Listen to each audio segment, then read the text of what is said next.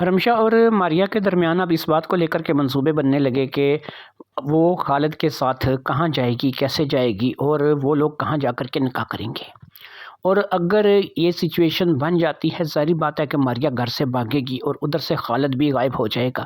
اور ایک ہی محلے میں رہنے کی وجہ سے شک کیا جا سکتا ہے اور ایسا کہا جا سکتا ہے کہ دونوں جو ہے وہ ایک ہی گھر سے ایک ہی دن ایک ہی وقت میں بھاگے ہیں۔ یہ وہ معاملات تھے کہ جن پہ اب غور و فکر چل رہا تھا، اور اس غور و فکر کا حل بھی اگلے خط میں مل گیا۔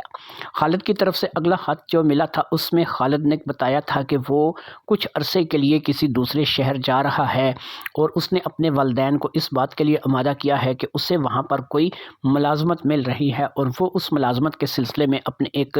دوست کے پاس جا رہا ہے۔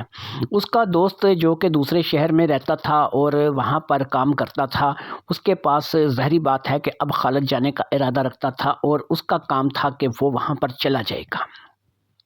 خالد کے چلے جانے کے بعد وہ لوگ اس وقت تک انتظار کریں گے کہ جب تک خالد کی طرف سے گرین سگنل نہیں آتا، اور جیسے ہی خالد کی طرف سے گرین سگنل آئے گا، یہاں سے رمشا ماریا کو کسی بھی گاڑی میں سوار کرا کے اسے اس شہر کے لیے روانہ کر دے گی جہاں پر لاری اڈے پہ ماریا کو وصول کر لیا جائے گا۔ اس طریقے سے یہ ہوگا کہ دونوں کے یہاں سے اس محلے سے جانے کی جو ٹائمنگ ہے وہ علیحدہ علیحدہ ہوگی، اور یہی سمجھا جائے گا کہ ان دونوں کا آپس میں کوئی تعلق یا واسطہ نہیں ہے۔ ادھر سغرا بی بی اس بات کو لے کر کے شاید پریشان ہو جاتی کہ اس کی بیٹی گھر چھوڑ کر کے بھاگ گئی ہے، لیکن ظاہری بات ہے کہ گھر میں صرف کسی ایک ہی کو پتہ تھا، اور وہ رمشا کو ہی اس بات کا علم ہونا تھا۔ لہٰذا یہ بات ان دونوں کے درمیان طے پا گئی، اور اس خط کے جواب میں انہوں نے لکھ دیا کہ ٹھیک ہے، تم وہاں سے چلے جاؤ، اور جب بھی تم ہمیں آواز کراؤ گے ہم جو ہے وہ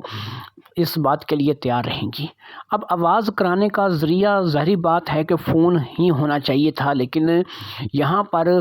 خالد نے باقاعدہ طور پر کہا کہ فون ایک ایسا ذریعہ ہے کہ جس میں انسان بڑی جلدی پکڑا جاتا ہے۔ میں اسی لیے خط و کتابت کے ذریعے سے آپ لوگوں سے کبھی کبھار بات کر لیتا ہوں، فون نہیں کرتا۔ وہاں پر جا کر بھی اگر میں فون کروں گا تو پھر میرے لیے یہی ہوگا کہ فون کسی ایسے نمبر سے کروں گا کہ جو بالکل ہی انجانا نمبر ہوگا اور جس کے بارے میں مجھے بھی پتہ نہیں ہوگا۔ میں مطلب اس کام کے لیے کسی بھی تیسرے شخص کو استعمال کروں گا، تاکہ اگر اس بات کے لیے کل کو کوئی واویلا مچے یا پھر کوئی ایسی بات ہمارے سر پر پڑے تو اس میں ہم لوگ کم از کم شامل نہیں ہونے چاہیے، ہم پر کسی قسم کا الزام نہیں آنا چاہیے۔ لہٰذا میں اتنی احتیاط کروں گا کہ آپ لوگ بے فکر ہو جائیں کہ کبھی بھی کوئی ہم تک پہنچ سکے گا۔ رمشا اگر خاموش رہے گی تو ہم تک کوئی بھی نہیں پہنچ سکے گا۔ اسی بات کو کر کے خالد نے دوسرے تیسرے روز ہی وہاں اپنے گھر سے کنارہ کشی کی تھی، اور اپنے والدین کو بتا کر کے اپنے دوست کے طرف دوسرے شہر کے لیے روانہ ہو گیا تھا۔ اس کو گئے ہوئے تقریباً 10 سے 12 دن ہو چکے تھے، اور اس کی طرف سے کوئی پیغام نہیں آیا تھا۔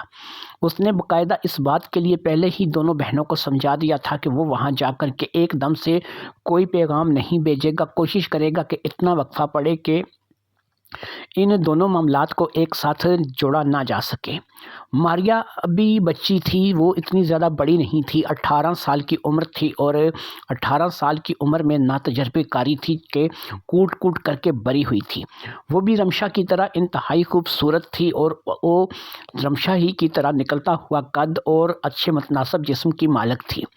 رمشا میں اور اس میں بس زیادہ فرق یہی تھا کہ تھوڑے بہنیں ہونے کے ناطے نقوش تو کافی حد تک ملتے تھے، لیکن بس فرق یہی تھا کہ اس نے چھوٹے بال یعنی کہ بوائے کٹ ٹائپ بال رکھے تھے، جبکہ رمشا کے بال لمبے تھے اور اس کے پیٹھ تک آتے تھے۔ دونوں بہنیں اس بات کو لے کر کے سچ پوچھیں تو اندر سے ڈری ہوئی بھی تھیں، کیونکہ جو قدم وہ اٹھانے جا رہی تھیں یہ ان کی والدہ کی مرضی کے بغیر تھا۔ ان کی والدہ کی ایسی تربیت نہیں تھی کہ ان کی بیٹیاں ایسا کام کرتیں، لیکن ظاہری بات ہے، کہتے ہیں کہ جب انسان کے اندر یہ بات جاگ جاتی ہے کہ اس نے اپنا گھر بسانا ہے تو وہ کوئی بھی راستہ اختیار کرتا ہے۔ ماریا اس بات کو لے کر کے واقعی مایوس تھی، کیونکہ ظاہری بات ہے کہ ابھی کوئی بھی رمشا کا رشتہ نہیں کر رہا تھا تو پھر ماریا کی شادی کہاں سے ہوتی؟ یہی بات کافی تھی خالد کی باتوں میں آنے کے لیے اور خالد کی طرف متوجہ ہونے کے لیے۔ رمشا خود خالد کی طرف متوجہ ہو گئی تھی، لیکن جب رمشا کو اس بات کا پتہ چلا تھا کہ وہ رمشا میں نہیں بلکہ ماریا میں اپنا انٹرسٹ رکھتا ہے تو لہٰذا رمشا نے خود اپنے آپ کو سائڈ پہ کر لیا تھا۔ اگرچہ اسے تھوڑا سا برا لگا تھا لیکن اتنا نہیں، کیونکہ وہ اپنی بہن کی خوشی چاہتی تھی۔ لہٰذا اب ایسا ہی ہو چکا تھا کہ تقریباً 15 دن گزر چکے تھے۔ آدھا مہینہ بہت بڑی بات ہوتی ہے۔ آدھے مہینے میں اگر اب ماریا یہاں سے غائب ہوتی ہے تو ظاہری بات ہے کہ خالد پر کسی قسم کا کوئی شک نہیں کیا جائے گا۔ 15 دن گزر جانے کے بعد رمشا کے موبائل پر ایک میسج موصول ہوا۔ یہ میسج آیا تھا، یہاں پر بھی کال نہیں ہوئی تھی بلکہ ایک ان نون نمبر سے میسج تھا، اور یہ میسج ظاہری بات ہے کہ رمشا نے کھول کر کے پڑھا تھا۔ یہ میسج خالد کی طرف سے ہی آیا تھا جو کہ وہ دوسرے شہر میں تھا، اور وہاں سے اس نے یہ میسج کیا تھا۔ اس میسج کی روح رواں یہ تھی کہ وہ اب اس بات کے لیے مکمل طور پر تیار تھا کہ اس نے سارا بندوبست کر لیا تھا، وہ ماریا سے شادی کرنے کے لیے آمادہ تھا۔ لہٰذا اب رمشا کو یہ کہا گیا تھا کہ وہ ماریا کو روانہ کر دے دوسرے شہر کے لیے۔ کون سی گاڑی میں کس وقت ماریا کو بٹھانا تھا اور کب ماریا وہاں پر پہنچے گی اور کب ماریا کو وہ لوگ وصول کریں گے، اور پھر ایک ایسا ہی میسج صرف تصدیق کے لیے آئے گا کہ ماریا مل گئی ہے، اور اس کے بعد کوئی بھی رابطہ جو ہے وہ نہیں رہے گا تاکہ کسی قسم کا شک نہیں کیا جائے۔ پھر وہ لوگ زیادہ جلدی سے جلدی کوشش کریں گے کہ کورٹ میرج کریں، اور ان کی شادی ہو جانے کے بعد وہ لوگ تقریباً مہینہ 2 مہینہ تک تو لوگوں کی نظروں سے پوشیدہ رہیں گے، اور اس کے بعد جب وہ اس بات کو سمجھیں گے کہ اب اس شادی کا اظہار کر دینا چاہیے تو وہ اپنے والدین کے پاس آ کر کے اس شادی کا اظہار کر دے گا، اور ادھر سغرا کے پاس آ کر کے اس کی بیٹی ماریا بھی شادی کا اظہار کر دے گی اور بتائے گی کہ اس نے خالد کے ساتھ شادی کر لی ہے۔ یہی کچھ طے پایا تھا اور یہی اس میسج میں لکھا ہوا تھا۔ لہٰذا رمشا نے نہ صرف کہ اس میسج کو سن لیا تھا بلکہ اس نے اس میسج کو ماریا کو بھی بتا دیا تھا۔ سچ پوچھیں تو ماریا کے ہاتھ پاؤں پھول رہے تھے، وہ اندر سے ڈری ہوئی تھی کیونکہ اس نے کبھی زندگی میں اپنی ماں کی حکم عدولی نہیں کی تھی اور ماں کے خلاف جا کر کے کبھی کوئی کام نہیں کیا تھا، لیکن اسے ایک لحاظ سے اس بات کی امید بھی تھی کہ اس کی بہن اس کا ساتھ دے رہی ہے اور اس کی بہن جو ہے وہ بہرحال اس کے ساتھ کھڑی ہے۔ لہٰذا اس بات کو لے کر کے وہ تھوڑی سی پر امید تھی کہ چلو ماں نہ صحیح میری بڑی بہن تو میرے ساتھ ہے۔ اگلے ہی روز منہ اندھیرے وہ لوگ گھر سے نکل آئی تھیں اور انہوں نے باقاعدہ اپنے آپ کو اچھے طریقے سے چادر میں لپیٹ رکھا تھا تاکہ کوئی ان کے چہرے کو دیکھ نہ سکے۔ یہاں پر دونوں ہی بہنیں جو تھیں وہ اپنے گھر سے نکلی تھیں، لیکن واپس ایک نے آنا تھا اور ایک یہاں سے چلی جائے گی۔ ان کی والدہ کے اٹھنے کی ٹائم ان کو پتہ تھا، باقی دونوں بہنوں کے بیدار ہونے کا ٹائم ان کو پتہ تھا، اس لیے وہ منہ اندھیرے نکلی تھیں اور پھر لاری اڈے پر پہنچ کر جہاں پر کہ وہ ایک رکشہ کے ذریعے سے پہنچی تھیں، یہاں پر پہنچ کر انہوں نے فوری طور پر ایک ٹکٹ لیا تھا اور اس شہر کے لیے اس لڑکی کو یعنی ماریا کو انہوں نے گاڑی میں سوار کرا دیا تھا۔ رمشا نے ماریا کو نہ صرف کہ گاڑی میں سوار کرا دیا تھا بلکہ اس نے جو کچھ انتظامات اس کی شادی کے لیے کر رکھے تھے وہ بھی اس نے کر دیے تھے۔ ماریا کے پاس ایک بیگ تھا جس میں 3 لاکھ روپے کی نقدی رقم تھی، اس کے علاوہ سونے کی ایک انگوٹھی تھی جو کہ اسے رمشا نے دی تھی، اور اس کے علاوہ اس کے پاس اور بھی کچھ تھا، یعنی کہ اس کے علاوہ اس کے پاس خود اپنا بنایا ہوا سونے کا ایک سیٹ تھا جو کہ تقریباً 1.25 تولے کا تھا اور وہ بھی اس کے ساتھ تھا۔ انگوٹھی ظاہری بات ہے کہ بہن کی طرف سے ملی تھی اور 3 لاکھ روپے نقدی وہ تھے جو کہ ماریا نے اپنے اکاؤنٹ سے نکلوائے تھے۔ ماریا کے اکاؤنٹ میں تقریباً لگ بھگ 2.25 لاکھ روپے کی رقم تھی اور باقی پیسے ظاہری بات ہے کہ رمشا نے اسے اپنے اکاؤنٹ سے ڈال کر کے دیے تھے کہ رمشا کی طرف سے اس کی شادی کا تحفہ سمجھ کر کے اس نے رکھ لیا تھا، اور پھر ساتھ ہی اس نے اپنی انگوٹھی بھی اتار کر کے دے دی تھی جو کہ وہ اکثر اپنی انگلی میں پہن کے رکھتی تھی۔ اس نے سوچ لیا تھا کہ وہ اپنے گھر میں کوئی بہانہ بنا دے گی اور ان لوگوں کو کہے گی کہ وہ انگوٹھی جو ہے وہ اس نے رکھ دی ہے یا انگوٹھی کہیں کھو گئی ہے۔ ویسے اس کی والدہ کبھی انگوٹھی کو لے کر کے پوچھتی نہیں تھی، لیکن اگر کبھی پوچھ بیٹھے گی تو وہ ایسا بہانہ بنا سکتی تھی۔ ماریا کو اچھے طریقے سے گاڑی میں سوار کرانے کے بعد وہ کافی دیر تک وہاں کھڑی ماریا سے باتیں کرتی رہی، کیونکہ گاڑی چلنے میں ابھی وقت تھا۔ 15 سے 20 منٹ تک وہ بہن کو ہر ایک بات سمجھاتی رہی اور بہن کو تسلیاں دیتی رہی، اور اس کے بعد آخری بار بہن سے گلے ملی اور بہن اس کی گاڑی میں بیٹھ کر کے روانہ ہو گئی۔ ماریا کی گاڑی چلی گئی تھی اور پھر تھوڑی ہی دیر میں وہ گاڑی نظروں سے اوجھل ہو گئی۔ ماریا کی گاڑی چلے جانے کے بعد اس نے ایک دفعہ پھر رکشہ کروایا اور اس رکشے میں بیٹھ کر کے اپنے گھر کے قریب آ کر کے اتر گئی۔ اس نے اچھے طریقے سے اپنے آپ کو چادر میں لپیٹ رکھا تھا اور اسی طریقے سے وہ گھر واپس آ گئی تھی۔ گھر واپس آ کر کے اس نے سیدھا اپنے کمرے کا رخ کیا اور جا کر کے وہاں پہ لیٹ گئی۔ وہ ایسا ظاہر کرنا چاہتی تھی کہ وہ سو رہی ہے اور اسے ماریا کی جانے سے کچھ سروکار نہیں اور نہ ہی اسے ماریا کے بارے میں کچھ پتہ ہے، لہٰذا اس نے ایسا ہی کیا تھا اور پھر تقریباً ایسا ہی ہوا۔ سب سے پہلے والدہ بیدار ہوئی اور اس نے اٹھ کر کے بچیوں کے کمرے کا رخ کیا۔ چھوٹی بچیوں کو اس نے پہلے اٹھا دیا اور پھر اس کے ساتھ ہی ساتھ اس نے بچیوں کو کہا کہ جاؤ بہنوں کو اٹھاؤ، ناشتہ بنا لے تاکہ ہم لوگ ناشتہ کر سکیں۔ جب وہ بہنیں جو کہ دونوں چھوٹی بہنیں تھیں وہ باجیوں کے کمرے میں آئیں تو انہوں نے دیکھا کہ صرف اور صرف رمشا ہی تھی جو کہ پڑی سو رہی تھی، اور اس وقت وہاں پر ماریا موجود نہیں تھی۔ ماریا کی غیر موجودگی کی انہوں نے خاص محسوس نہیں کیا۔ انہوں نے رمشا کو آواز دی اور رمشا جو ہے وہ پہلی ہی آواز پر اٹھ کر کے بیٹھ گئی۔ رمشا جانتی تھی کہ کیا کچھ ہو چکا ہے، لیکن ظاہری بات ہے کہ وہ ان باتوں کا اظہار نہیں کر سکتی تھی۔ وہ اپنے کمرے سے نکل کر کے باہر آ گئی اور پھر اپنی ماں کے پاس گئی اور اسی طریقے سے باقی بہنیں بھی ماں کے پاس آ گئیں۔ باقی دونوں چھوٹی بہنیں یہ سمجھ رہی تھیں کہ ماریا واش روم میں ہوگی، شاید وہ صبح صبح ہلکا ہونے کے لیے گئی ہے، لیکن واش روم کا دروازہ تو کھلا ہوا تھا اور ماریا تو واش روم میں موجود نہیں تھی۔ اس لیے اب انہوں نے کہا کہ یہ صبح صبح ماریا کہاں چلی گئی۔ چھت جو کہ گھر کا چھت تھا وہاں پر بھی دیکھا گیا کہ شاید ماریا وہاں پر ہوگی، اور باقی جو 2 کمرے خالی پڑے تھے جہاں پر بس برائے نام سامان تھا اس کمرے کو بھی اچھی طریقے سے دیکھا گیا، لیکن ماریا جو تھی کہ وہ گھر میں موجود نہیں تھی۔ ایسے میں سغرا بیگم نے کہا کہ شاید ایسا ہو سکتا ہے کہ وہ صبح صبح کسی کام سے باہر نہ نکلی ہو یا کوئی سامان لینے کے لیے دکان پر نہ گئی ہو، لہٰذا ایک چھوٹی بچی جو کہ سب سے چھوٹی تھی اس کو پیچھے دوڑایا گیا، لیکن وہ دکان سے ہو کر کے آ گئی اور اس نے گلی محلے میں بھی 1-2 گھروں سے ماریا کے بارے میں پوچھ لیا جہاں پر امید تھی کہ ماریا جا سکتی ہے، لیکن ان لوگوں نے یہی بتایا کہ ماریا یہاں پر موجود نہیں ہے اور ماریا ان کے گھر نہیں آئی، نہ ہی وہ دکان پر آئی ہے۔ ویسے بھی دکان پر زیادہ تر رمشا یا پھر سب سے چھوٹی والی تھی جو وہ جایا کرتی تھی، اور ان کے علاوہ دکان پر کوئی زیادہ جاتا نہیں تھا۔ اب ناشتہ بن رہا تھا لیکن گھر میں ساتھ ہی اس بات کا واویلا مچ گیا کہ ماریا کہاں گئی ہے اور ماریا کے بارے میں کچھ بھی پتہ نہیں لگ رہا ہے۔ سغرا بیگم نے رمشا کے کمرے کی آ کر کے اچھے طریقے سے تلاشی لینی شروع کر دی اور پھر اسے ایک خط مل گیا جو کہ سرہانے کے نیچے چھپا ہوا پڑا تھا۔ اس خط کو سرہانے کے چھاڑ کے نیچے اندر کر دیا گیا تھا کہ آسانی سے دیکھنے پر نظر نہ آئے۔ جب اس خط کو اس چھاڑ میں سے نکال کر کے اس کو پڑھنا شروع کیا تو سغرا بیگم وہیں پر بیٹھ گئی۔ ماریا کی طرف سے وہ خط تھا جو کہ خط نہیں بلکہ ایک چھوٹا سا پیغام تھا۔ امی، میں نے ایک لڑکے سے شادی کرنی ہے، وہ لڑکا مجھے پسند ہے اور وہ مجھ سے شادی کرنا چاہتا ہے،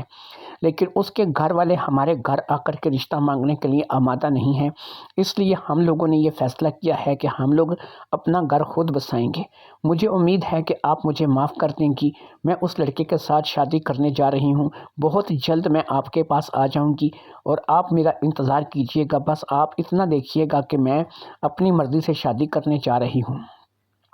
مجھے معاف کیجیے گا، میں نے زندگی میں پہلی بار آپ کی حکم عدولی کی ہے، لیکن بہرحال میں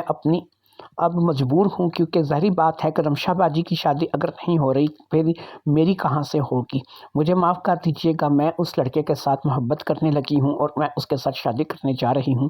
بس یہ یاد رکھیے گا کہ اب آپ کو میری ملاقات شاید 2 سے 3 ماہ بعد ہوگی، جبکہ میں اس لڑکے کے ساتھ شادی کر کے اپنا گھر بسا چکی ہوں گی۔ اس خط کو پڑھنے کے بعد سغرا بی بی کا بی پی لو ہو گیا تھا۔ ایک بچی جو کہ سب سے چھوٹی نے فٹافٹ سے بھاگ کر کے پانی پکڑا تھا اور اس ماں کو پانی کا گلاس دیا تھا۔ اس نے تھوڑا سا پانی پیا اور پھر سہارا دے کر کے وہ ماں کو وہاں کمرے سے باہر لے آئیں۔ کھلے میں آ کر کے اسے تھوڑا اچھا لگا تھا، لیکن ظاہری بات ہے کہ اسے اس بات کا دکھ تھا کہ اس کی بیٹی بھاگ گئی ہے۔ وہ رمشا کی طرف شاکی نگاہوں سے دیکھ رہی تھی۔ شاید اسے رمشا کے اوپر شک تھا۔ رمشا نے ان کی نگاہوں کا مفہوم سمجھ لیا تھا۔ اس نے کہا، امی مجھے بالکل نہیں پتا ہے یہ کب ہوا ہے، نہ مجھے اس لڑکے کے بارے میں پتا ہے اور نہ ہی مجھے ماریا کے ان عزائم کے بارے میں پتا ہے۔ میں صرف اتنا جانتی ہوں کہ رات کو وہ اچھی خاصی میرے ساتھ سوئی تھی اور صبح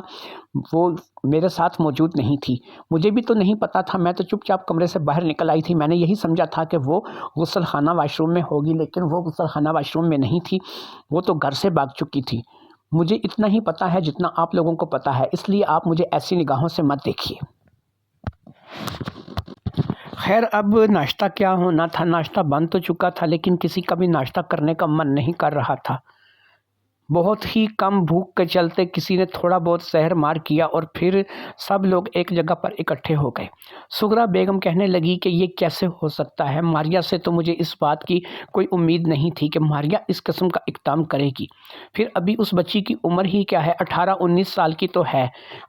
اب سے اسے شادی کا اتنا شوق چڑھ آیا ہے کہ اس نے اس بات کی بھی پرواہ نہیں کی کہ ابھی اس کی بڑی بہن کی شادی ہونی باقی ہے۔ ٹھیک ہے وہ شادی کرتی، مجھے اس کی شادی سے کوئی پرواہ نہیں تھی، لیکن وہ لڑکا ہمارے گھر آ کر کے ایک دفعہ اس کا رشتہ مانگ لیتا، اس کے رشتے کے لیے تقاضا کرتا تو ہم لوگوں نے کون سا انکار کرنا تھا۔ ہم تو خود چاہتے تھے کہ جتنی جلدی ہو سکے یہ رشتہ ہو جائے، لیکن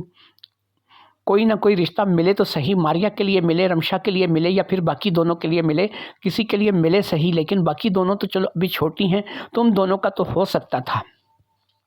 اس بات کو لے کر کے سغرا بیگم کافی پریشان تھی اور ظاہری بات ہے کہ بات چھپی نہیں رہ سکتی اور بات آہستہ آہستہ گلی محلے تک بھی پھیلنے لگی کہ اب ماریا گھر میں موجود نہیں ہے اور ماریا جو ہے وہ اس کی بات کھل چکی تھی کہ وہ کسی لڑکے کے ساتھ بھاگ گئی ہے۔ لوگوں میں چہمگوئیاں شروع ہو گئی تھیں اور لوگوں نے مختلف قسم کی باتیں بنانی شروع کر دی تھیں کہ ہائے دیکھو لڑکیوں کا رشتہ نہیں ہو رہا تھا، جو بھی آتا تھا انکار کر کے چلا جاتا تھا، وہ بیچاری بھی یہ نہ کرتی تو کیا کرتی، اسی قسم کی باتیں چل رہی تھیں۔ اور پھر اس بات کے چلتے سغرا بیگم نے اس بات کا فیصلہ کیا کہ مجھے ماریا کے لیے رپورٹ کروا دینی چاہیے، اگرچہ وہ اپنی مرضی سے گئی ہے لیکن کوئی حادثہ ہو سکتا ہے، لڑکا برا بھی نکل سکتا ہے، کچھ 19-20 ہو سکتی ہے۔ ایسے میں اگر ہم لوگ پولیس میں رپورٹ کروائیں گے تو اس میں ہمیں یہ فائدہ ہوگا کہ کل کو اگر ہماری بیٹی کے بارے میں کوئی غلط اطلاع ملتی ہے یا ہمیں کوئی پتہ لگتا ہے تو ہم پولیس میں پہلے سے اطلاع کر چکے ہوں گے اور پولیس جو ہے ان لوگوں سے پوچھے گی۔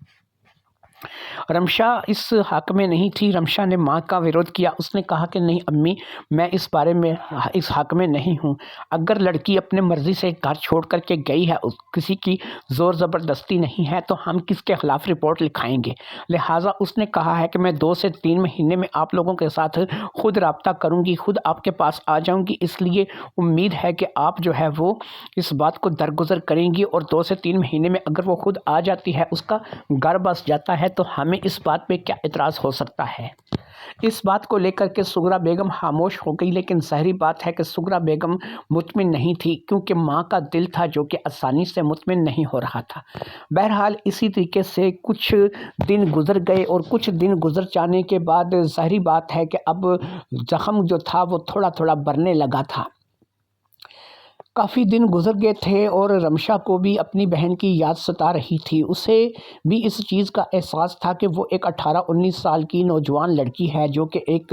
ناتجربہ کار لڑکی ہے اور جسے زندگی کے اتار چڑھاؤ کے بارے میں کچھ بھی پتہ نہیں ہے۔ پتہ نہیں خالد اسے کہاں لے کر کے گیا ہوگا، کب نکاح ہوا ہوگا، کون سے کورٹ میں انہوں نے شادی کی ہوگی، اب وہ کہاں پر رہ رہے ہوں گے، ان کی زندگی کیسے گزر رہی ہوگی، یہ وہ تمام سوال تھے جن کی یلغار اس وقت رمشا کے دل و دماغ پر تھی، لیکن ظاہری بات ہے کہ وہ صرف سوچ سکتی تھی۔ بہن کی طرف سے یا خالد کی طرف سے کوئی میسج ان کے پاس نہیں آیا تھا، وہ کال نہیں کرتی تھی، یعنی خالد کال نہیں کرتا تھا، زیادہ تر میسج ہی خالد کا آتا تھا۔ وہ ان نون نمبر اس نے اپنے پاس سیو کر رکھا تھا کیونکہ وہ ان نون نمبر ہی ایک ایسا واحد نمبر تھا کہ جہاں سے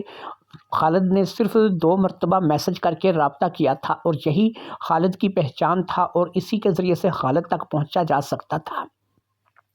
کبھی کبھی وہ اندر سے ڈر جاتی تھی کہ اگر اس کی بہن کے ساتھ خدا نہ خواستہ کچھ برا ہو گیا، خالد برا آدمی نکلا یا خالد نے اسے دھوکہ دے دیا تو اس کی 18 سال کی ایک نوجوان بہن کہاں جائے گی۔ لیکن ظاہری بات ہے کہ وہ ان باتوں کا اظہار کھل کر کے نہیں کر سکتی تھی۔ اس کے من میں صرف ایک ہی بات چل رہی تھی اور وہ بات یہی چل رہی تھی کہ میری بہن جہاں کہیں بھی ہو خیریت سے ہو اور اسے کسی قسم کا کوئی دکھ یا تکلیف یا پریشانی نہ آئے۔ یہ وہ باتیں تھیں کہ جن کا ظاہری بات ہے کہ وہ من ہی من میں سوچتی تھی، لیکن ظاہری بات ہے کہ وہ کسی کے ساتھ صلاح مشورہ بھی نہیں کر سکتی تھی اور نہ ہی کسی کو اس بارے میں بتا سکتی تھی۔ وقت گزرتے گزرتے گزر ہی جاتا ہے اور پھر وقت گزر گیا۔ یہاں پر 3 ماہ گزر چکے تھے۔ 3 ماہ گزر جانے کے باوجود بھی اسے کوئی اطلاع نہیں تھی، نہ ہی ان لوگوں نے کوئی رابطہ کیا تھا، نہ ہی ماریہ کی طرف سے کوئی اطلاع تھی اور نہ ہی خالد نے یہاں پر کوئی رابطہ کیا تھا۔ اب رمشا باقاعدہ سے پریشان ہو گئی اور اسے اس بات کی سمجھ نہیں آ رہی تھی کہ وہ کیا کرے کیا نہ کرے، کہاں جائے کہاں نہ جائے۔ 3 ماہ گزر جانے کے باوجود بھی اس کی بہن کی کوئی اطلاع نہیں تھی جو کہ اس تک آئی تھی۔ اب وہ سوچنے لگی تھی کہ اسے واقعی میں یا تو پولیس میں اطلاع کرنی چاہیے یا پھر اسے اپنی ماں کو کم از کم ساری بات سچ بتا دینی چاہیے۔ لیکن وہ اس بات سے ڈرتی تھی کہ اگر وہ اپنی ماں کو ساری سچائی بتائے گی تو یہ بات سن کر کے ماں ظاہری بات ہے کہ اس پر غصہ کرے گی اور ماں اس کو لے کر کے کافی سارا سنا دے گی۔ لہٰذا اس نے اس بات کا اپنے طور پر کچھ کرنے کا فیصلہ کر لیا اور اس نے سوچا کہ کیوں نہ وہ جو نمبر اس کے پاس جس نمبر سے میسج آیا تھا اس نمبر پر کال کر کے یا پھر میسج کر کے اس بارے میں پتہ کرے کہ وہ نمبر کس کا ہے اور کس نمبر سے خالد نے وہ میسج کیے تھے۔ لہٰذا بہن نے اب یہ سوچ لیا تھا کہ وہ اپنی بہن کو خود اکیلے میں ٹریس کرے گی اور اس کی خبر اپنی ماں کو نہیں ہونے دے گی اور نہ ہی اپنی باقی دونوں بہنوں کو اس کام میں شامل کرے گی۔ لہٰذا اس نے رات کو اپنے کمرے میں آ کر کے بالکل علیحدہ اچھے طریقے سے اپنے تمام تر دروازے کھڑکیاں بند کرنے کے بعد اس نمبر پہ دھڑکتے دل سے یس کیا اور اس نمبر پہ کال کرنے لگی تاکہ اس نمبر پہ کال وہ کرے اور اس دوسری طرف سے کسی شخص کے ساتھ گفتگو کرے اور وہ شخص جو بھی ہو وہ اسے بتائے کہ ظاہری بات ہے کہ وہ کہاں سے بات کر رہا ہے اور خالد نے اس کے نمبر پہ کیسے رابطہ کیا تھا۔ دوسری طرف بیل بجتی رہی اور پھر تقریباً دوسری تیسری بیل پر ہی دوسری طرف سے نمبر کو ریسیو کر لیا گیا۔ ایک اجنبی سی آواز سنائی دی جو کہ ظاہری بات ہے کہ خالد کی نہیں تھی۔ بات کرنے والا کوئی بڑی عمر کا شخص معلوم ہو رہا تھا۔ ایسا لگتا تھا کہ کوئی ایسا شخص ہے کہ جس کی عمر 50-60 سال یا اس سے بھی کچھ زیادہ ہو سکتی ہے۔ اب رمشا نے اپنا تعارف کرایا۔ اس نے کہا میں رمشا ہوں، ماریہ کی بہن۔ آپ کے نمبر سے میرے بہنوئی خالد نے آج سے تقریباً 3 ماہ پہلے مجھے کچھ میسیجز کیے تھے اور وہ میسیج جو ہے وہ میرے پاس آئے تھے۔ لہٰذا میں خالد اور ماریہ کے ساتھ بات کرنا چاہتی ہوں۔ میں چاہتی ہوں کہ خالد اور ماریہ کے بارے میں مجھے کچھ پتہ چلے اور مجھے خالد اور ماریہ کا جو ایڈریس ہے یا وہ کہاں رہ رہے ہیں یا وہ کس حال میں ہیں، کیا آپ ان کے بارے میں کچھ آگاہی دے سکتے ہیں۔ تھوڑی دیر تک خاموشی رہی، پھر اس شخص نے کہا کہ دیکھو بی بی، بات یہ ہے کہ کئی بار ایسا ہوتا ہے کہ کوئی شخص راہ چلتا مجھ سے جو ہے وہ موبائل مانگ لیتا ہے، کوئی نہ کوئی بہانہ بنا کر کے کہ اس نے کسی کو کال کرنی ہے یا اس نے کسی جگہ میسج کرنا ہے۔ تم جو مجھے بات بتا رہی ہو کہ 3 ماہ پہلے، تو میں تمہیں بتاؤں کہ مجھے یاد پڑتا ہے، کیونکہ میں اسی لیے تھوڑا خاموش ہو گیا تھا کہ میں یاد کر رہا تھا کہ آج سے واقعی 2.5-3 ماہ پہلے مجھے جو ہے بازار میں ایک لڑکا ملا تھا جو کہ پریشانی کے عالم میں تھا۔ وہ کسی عزیزہ کو کال یا میسج کرنا چاہتا تھا تو اس نے مجھ سے موبائل مانگا تھا اور وہاں سے اس نے میسج کیا تھا۔ میسج کرنے کے بعد اس نے وہ میسج ڈیلیٹ کر دیا تھا اور پھر مجھے موبائل دے کر کے چلا گیا تھا۔ اتنا کام میں نے ضرور کسی کا کروایا تھا جو کہ مجھے یاد پڑتا ہے۔ باقی اس شخص کا نام خالد تھا یا وہ تمہارا بہنوئی تھا یا اس کے ساتھ تمہاری بہن ماریہ کی شادی ہوئی تھی، یہ وہ باتیں ہیں کہ جن کے بارے میں ظاہری بات ہے کہ ہمیں کچھ پتہ نہیں ہے۔ تم آنا چاہو تو میرے گھر آ سکتی ہو، میرا گھر حاضر ہے، تم اپنی تسلی کر سکتی ہو۔ میں ایک ریٹائر آدمی ہوں اور اپنے محکمے سے ریٹائر ہوں۔ اپنے بیوی بچوں کے ساتھ، اپنے پوتوں کے ساتھ، اپنی پوتیوں کے ساتھ ایک گھر میں رہ رہا ہوں، اور میرے پاس کوئی بھی اور جو ہے وہ اجنبی نہیں ہے۔ میں یہاں پر اگر رہ رہا ہوں تو یہاں پر آ کر کے تم دیکھنا چاہو تو دیکھ سکتی ہو، میرے پوتوں پوتیوں سے بات کرنا چاہو، میرے فیملی ممبروں سے ملنا چاہو تو مل سکتی ہو۔ میں نے تو بس خدا ترسی کرتے ہوئے کبھی کسی کی کال یا پھر کوئی میسج کروا دیا تھا، تو وہی میسج یا کال ہوگا جو تمہیں ملا ہوگا، اور اسی سلسلے میں تم نے میرے ساتھ رابطہ کیا ہے۔ اس نے اپنے شہر کا جو نام بتایا تھا وہ شہر بھی نہیں تھا جہاں پر اس نے ماریا کو روانہ کیا تھا، یعنی اس نے جو شہر بتایا تھا وہ تھا تو اس شہر کے بالکل قریب،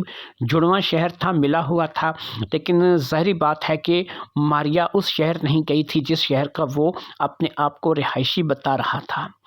رمشا نے بہرحال اس کا نمبر اور اس کے ساتھ ساتھ اس کا ایڈریس اچھے طریقے سے نوٹ کر لیا تھا، کیونکہ اگر کبھی رمشا کو اپنی بہن کی تلاش کے لیے نکلنا پڑے تو وہ اس شخص کے گھر میں جا کر کے پورے طور پر اپنی تسلی کرے گی۔ رمشا کے دل میں ایک انجانا سا خوف تھا جو کہ اب بیٹھ گیا تھا۔ اسے بہن کی گمشدگی کھلنے لگی تھی۔ بہن نے کہا تھا کہ 2.5-3 مہینے میں وہ ہر حال میں اس کے ساتھ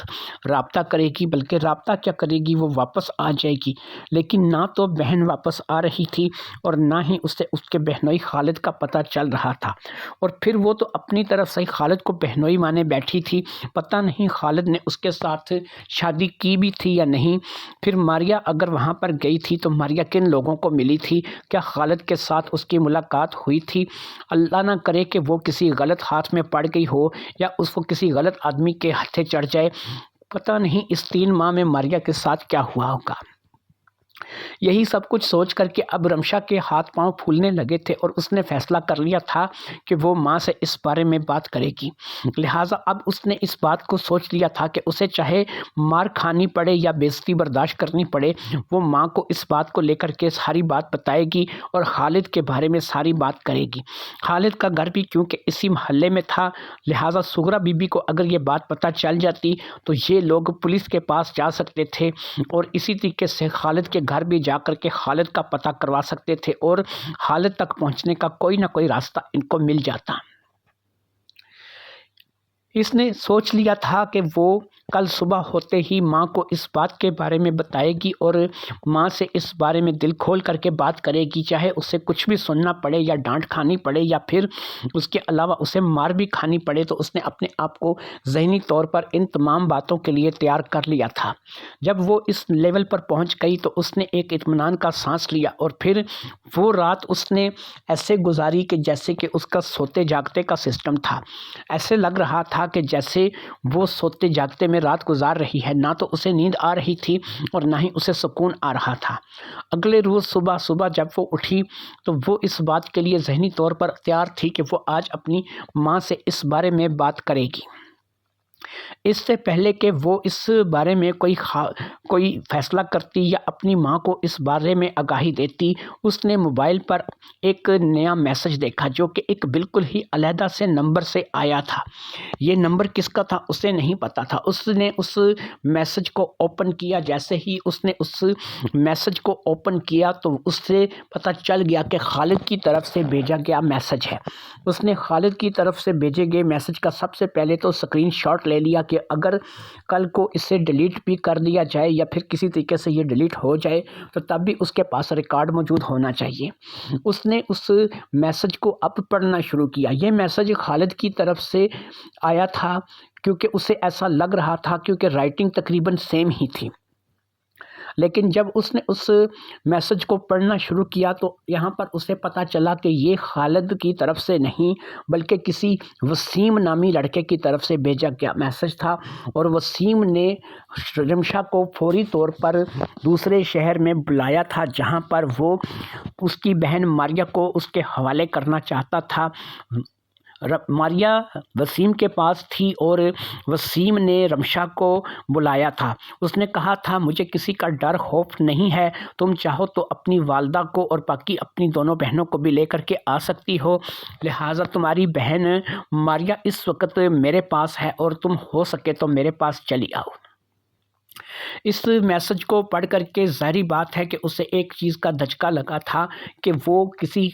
وسیم نامی شخص کے پاس تھی، خالد کے پاس نہیں تھی۔ یہ وسیم کون تھا، وسیم کی انٹری کب ہوئی تھی، وسیم کا اس سارے کھیل سے کیا تعلق تھا، یہ وہ باتیں تھیں کہ جو ظاہری بات ہے کہ اب رمشا کے علم میں نہیں تھیں۔ لہٰذا رمشا نے اب ماں سے بات کرنے کا فیصلہ کر لیا تھا۔ وہ سیدھا ماں کے پاس گئی، دونوں بہنیں بھی وہاں پر موجود تھیں۔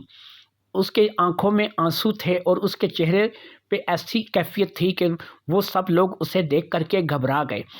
ماں نے رمشا سے اس کیفیت کا مقصد پوچھا تو اس نے روتے روتے سب کچھ بتانا شروع کر دیا۔ جب وہ سب کچھ بتا بیٹھی تو ماں سر پکڑ کر کے بیٹھ گئی اور دونوں بہنیں بھی اداس اداس نظر آنے لگی۔ اس نے کہا کہ اللہ کی بندی اگر وقت پہ بتا دیتی تو کچھ نہ کچھ ہم لوگ کر لیتے ہیں۔ بہرحال اب یہ بتاؤ یہ وسیم کون ہے جس کا میسج آیا ہے؟ رمشا نے کہا میں نہیں جانتی، لیکن اس نے ہم سب لوگوں کو بلایا ہے، وہ ہم سب لوگوں سے ملاقات کرنا چاہتا ہے۔ لہٰذا اب سب سے پہلے تو سغرا بیگم نے کہا کہ سب سے پہلے تو میں رپورٹ کرواؤں گی اور یہ ساری صورتحال تمہیں وہاں پر بتانی ہوگی، اور جو بھی بات ہے اس کے بارے میں تم سب کو آگاہ کرو گی، کیونکہ اب رپورٹ کرائے بغیر کوئی چارہ نہیں ہے۔ دوسرا یہ ہے کہ ماریا کہاں پر ہے، ماریا وسیم کے پاس ہے، وسیم کون ہے، یہ بات بھی جو ہے وہ ظاہری بات ہے کہ دوسرے شہر جا کر کے پتہ لگے گی۔ ہمارے لیے یہ کوئی ٹریپ بھی ہو سکتا ہے، اس لیے ہم یہ رپورٹ کروا کر ہی یہاں نکلیں گے تاکہ سب لوگوں کو پتہ ہو کہ ہم کہاں پر ہیں۔